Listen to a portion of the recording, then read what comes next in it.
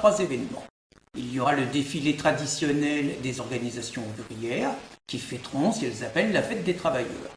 C'est quelque chose qui s'est fait, ce sont des acquis qui se sont gagnés historiquement dans le sang et qu'il faut respecter, même si aujourd'hui les 1er mai en France et à Paris sont davantage bien souvent des défilés de permanents syndicaux et d'organisations plutôt étrangères qui fêtent à leur façon le 1er mai dans leur pays et que ce ne sont plus du tout des initiatives de masse comme c'était le cas auparavant. Nous aurons le matin le défilé traditionnel de Jeanne d'Arc, de Marine Le Pen et du Front National, où la présidente du Front National annoncera en principe sa stratégie et ses consignes pour le deuxième tour. Et nous aurons fait nouveau Nicolas Sarkozy qui, voulant faire un coup médiatique, a utilisé le 1er mai pour occuper sa campagne et se tourner un petit peu plus vers les travailleurs, utilisant une formule un petit peu provocatrice du vrai travail. Que Nicolas Sarkozy ait des intentions électoralistes à travers cette initiative, nul ne saurait lui reprocher. Ça fait partie de la règle, on est à la veille d'un deuxième tour, tout le monde essaye tout ce qu'il faut pour gagner, que sa sincérité par rapport à la défense des valeurs du travail ne soit pas démontrée jusqu'à ce jour est également incontestable. Ce qui m'irrite, m'horripile et me scandalise sont malgré tout des amalgames que je trouve extrêmement malsaines dans des journaux comme Libération et l'Humanité, où on renvoie Nicolas Sarkozy au maréchal Pétain par rapport au 1er mai et par rapport au travail, à la valeur, travail, famille, patrie.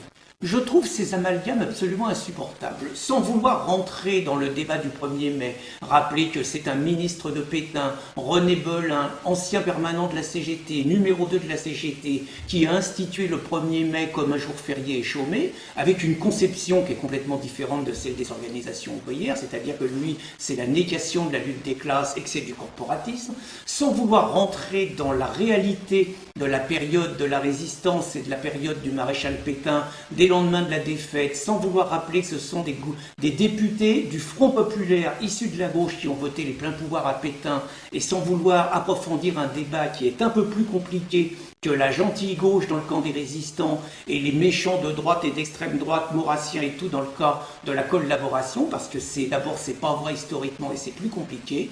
Je voulais surtout réagir par rapport à ces amalgames systématiques qui date de la période de Staline, qui consiste à ce qu'à gauche, on traite immédiatement de fasciste quiconque ne défend pas un projet de société qui correspond au projet qu'on souhaite voir aboutir. Ainsi, par exemple, et c'est Staline qui recommandait ça, dans les années 30, les socialistes qui aujourd'hui utilisent volontiers ce terme à l'encontre de Sarkozy et de tous ceux qui ne sont pas d'accord avec eux, les socialistes se voyaient-ils en Allemagne traités de social-fascistes par les staliniens?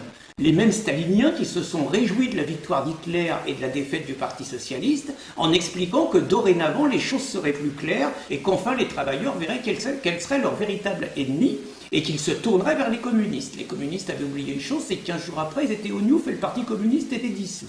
Les trotskistes devraient réfléchir à ça également puisqu'ils étaient qualifiés d'hitléro-trotskistes par les mêmes staliniens. Ces mêmes staliniens qui les ont massacrés, certains dans les maquis, et qui ont organisé une persécution terrible, et qui, dès que les trotskistes paraissaient dans une manifestation, criaient « Attention, voilà les fascistes ». N'oublions pas sur ce terme-là qu'en 1956, la commune ouvrière de Hongrie, de Budapest, l'insurrection hongroise, fut qualifiée par les staliniens de fascistes. Honte à eux, en 1958, toute la gauche a organisé une manifestation contre le général de Gaulle en personne, l'homme de l'appel de Londres, l'homme de la résistance, en le qualifiant de fasciste.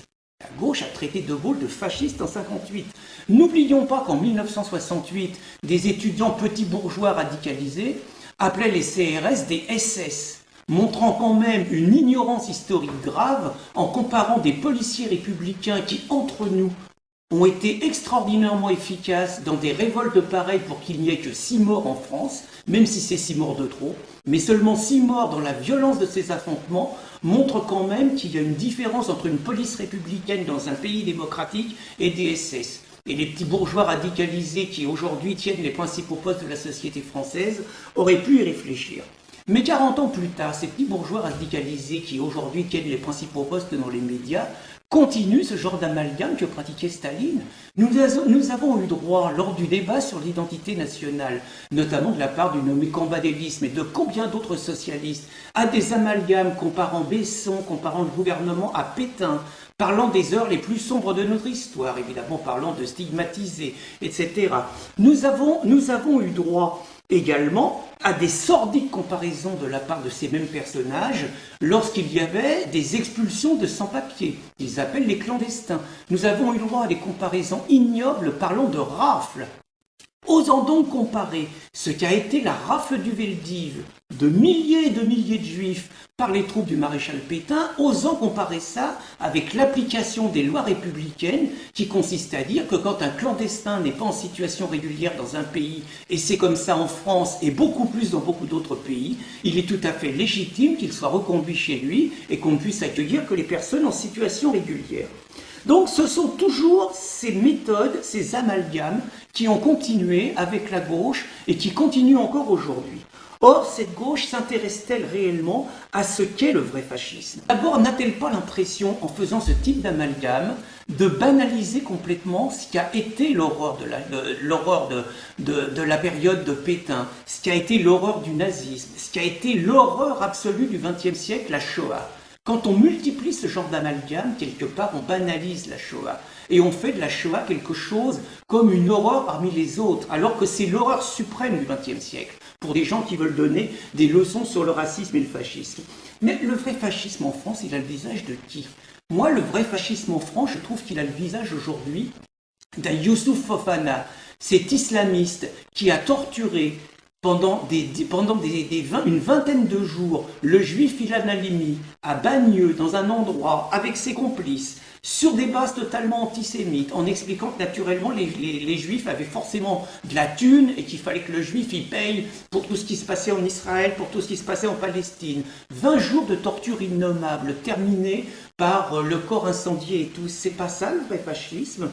Le vrai fascisme en France, c'est pas Raled Kelkal à Lyon en 1995.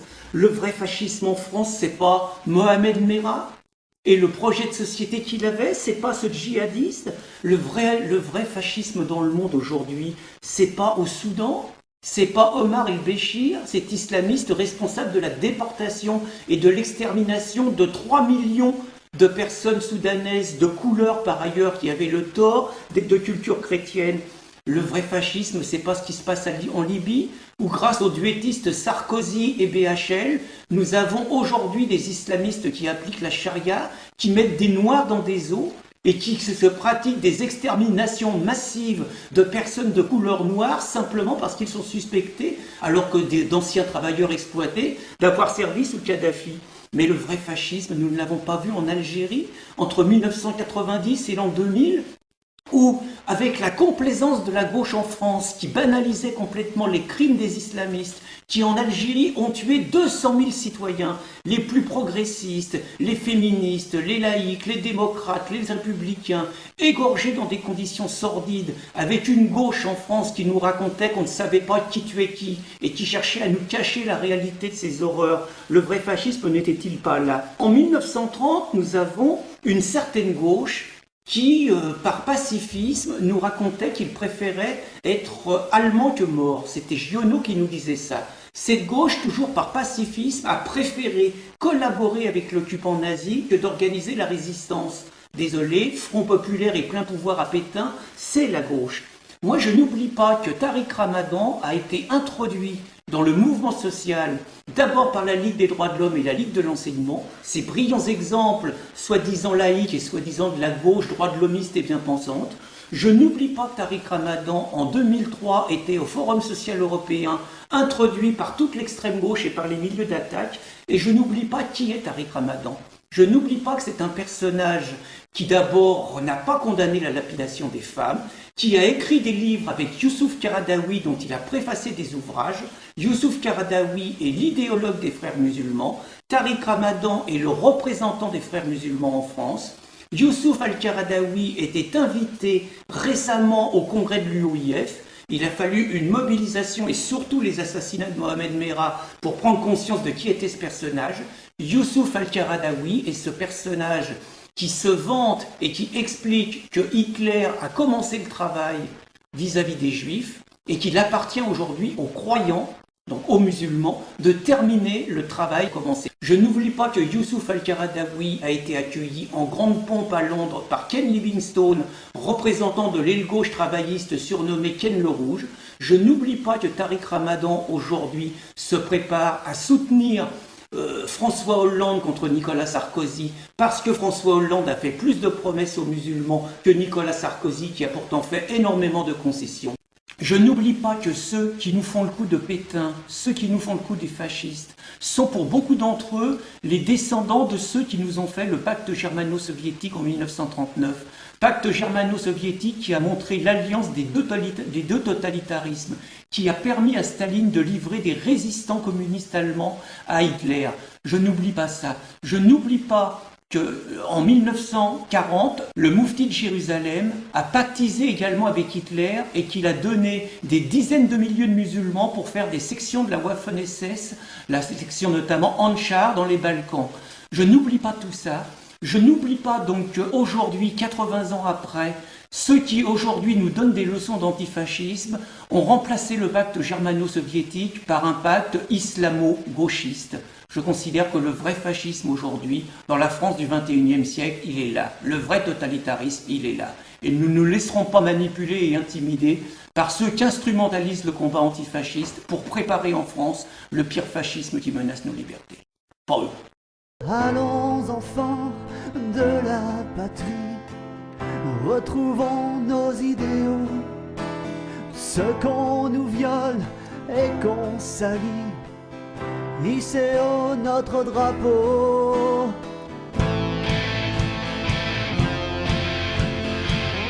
Hissez haut notre drapeau.